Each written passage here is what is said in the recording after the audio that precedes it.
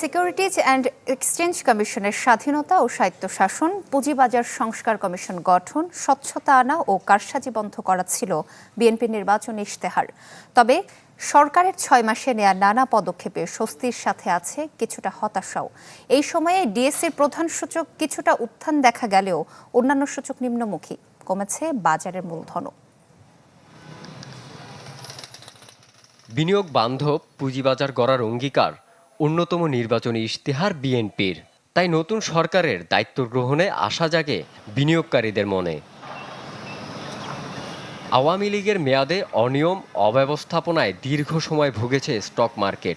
এ সরকারের 180 দিনের নেয়া পদক্ষেপে স্বস্তির সাথে আছে কিছু হতাশার গল্প।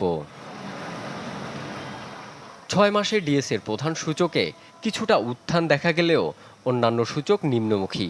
এই সময়ে কমেছে বাজার মূলধনও, আবার মিলছে না বিদেশি বিনিয়োগ। ডিএসইর তথ্য বলছে, এবছরের 19 ফেব্রুয়ারি বাজার মূলধন ছিল 7,10,37 কোটি টাকা। 6 মাসের ব্যবধানে যা দাঁড়িয়েছে 7,01,407 কোটিতে, অর্থাৎ কমেছে 8,630 কোটি টাকা। তবে 304 পয়েন্ট বেড়েছে প্রধান সূচক ডিএসইএক্স। আমি ভরসা রাখি হিরন স্মার্ট ওয়াটার পিউরিফায়ারে। ভালো যেই কোম্পানিগুলো আছে দেশি এবং বিদেশি, তারা যদি স্বতঃস্ফূর্তভাবে লিস্টেড হয় তাহলে তো ভালো, না হলে সরকারের হাত কিন্তু অনেক লম্বা। সরকার চাইলেই কিন্তু এদেরকে শেয়ার মার্কেটে যাওয়ার জন্য বিভিন্ন আপনার পরিবেশ পরিস্থিতি তৈরি করতে পারে।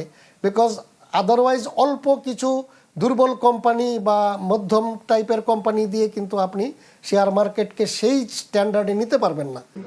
সংশ্লিষ্টরা বলছে, পুঁজিবাজারে ভালো কোম্পানির ঘাটতি অনেক দিনের। তালিকাভুক্ত হচ্ছে না মানসম্মত নতুন প্রতিষ্ঠান। যদি বিচার ঠিকমতে না হয়, যারা অন্যায় আগে করেছে তারা ভবিষ্যতে করবে এবং নতুন অন্যায়কারী তৈরি হবে যদি আপনার ন্যায় বিচার না হয়।